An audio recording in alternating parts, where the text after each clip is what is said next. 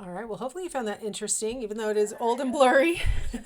It shows you that babies can remember things for a pretty long period of time, given, if you think about the proportion of that baby's life that occurred between initial introduction to the ribbons and the mobile and then being tested the second time, that's pretty good long-term memory for a baby. Now, another issue that we need to talk about is how babies mentally represent the world.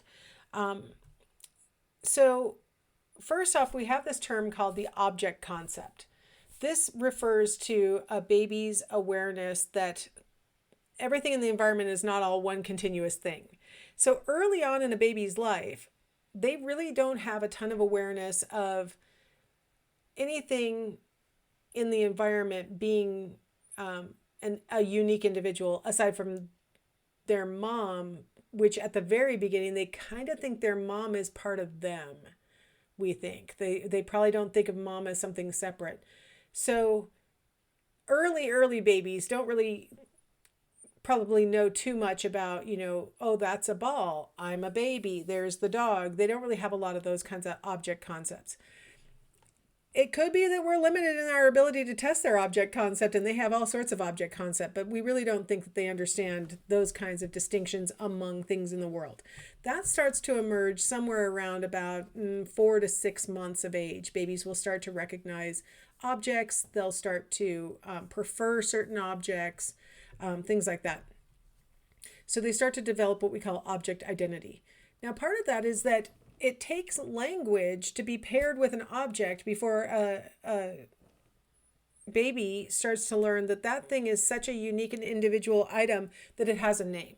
And you keep repeatedly calling it ball, so it must be a ball, right? Like you keep calling it that. This thing that you are holding when you say ball, this thing that I'm holding when you say ball, this thing that's rolling across the floor when you say ball, I'm starting to think that's a ball. So they start to develop a concept of, individual identities for individual objects. And that's an important sort of cognitive leap that happens around 4 to 6 months of age. Now, over the second half of that first year, between 6 and 12 months, babies will go through these stages of more and more understanding that objects are permanent, that they don't just poof, disappear, that, they don't just poof, reappear, that they are always in the world. I may not be able to see it right now. I may not be able to touch it right now, but it does in fact exist in the world. And it takes time for babies to learn that. So here we have a little baby who's probably, 5 or 6 months old, and they put the screen between them and the stuffed animal, and the baby's looks almost like they forgot the animal existed. I'm going to guess that they didn't forget the animal had been there, but what they think is there's no point in looking for it because it's disappeared. It's vanished. It's gone.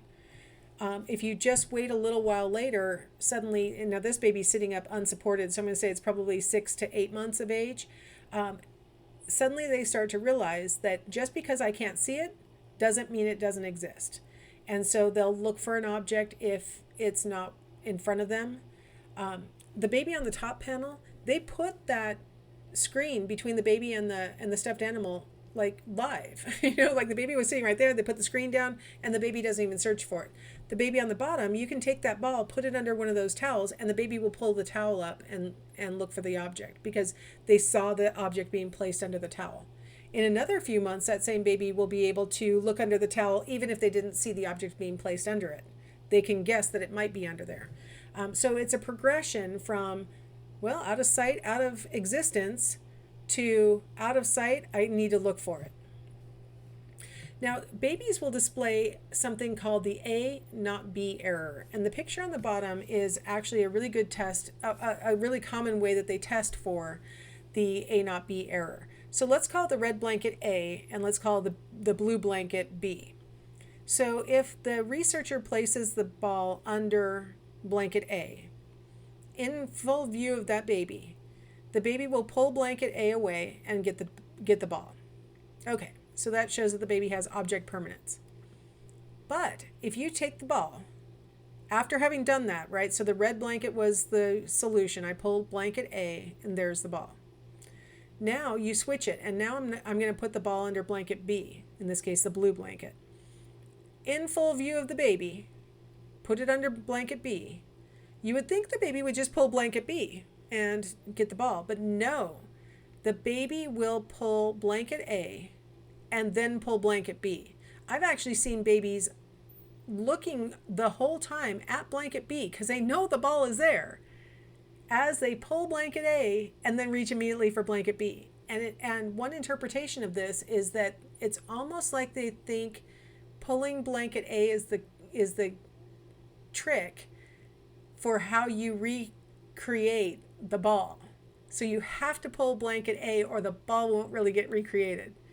Like it's a little bit of superstitious magical thinking that the baby is displaying by pulling blanket A first and then pulling blanket B when they know full well it's got to be under blanket B because they watched it be placed there. We call this the A not B error, where it seems like they've got object permanence because they pulled blanket A and found the ball there, but now when you give them this change, you can tell they don't have full object permanence. They still have some kind of weird magical thinking that is going on in their heads that makes them think the object may or may not really exist under blanket B, but I have to pull blanket A first to make it be there. All right, well, I thought it would be fun for you to watch actual babies making the A not B error. So go ahead and watch this child and you'll see exactly the A not B error in action.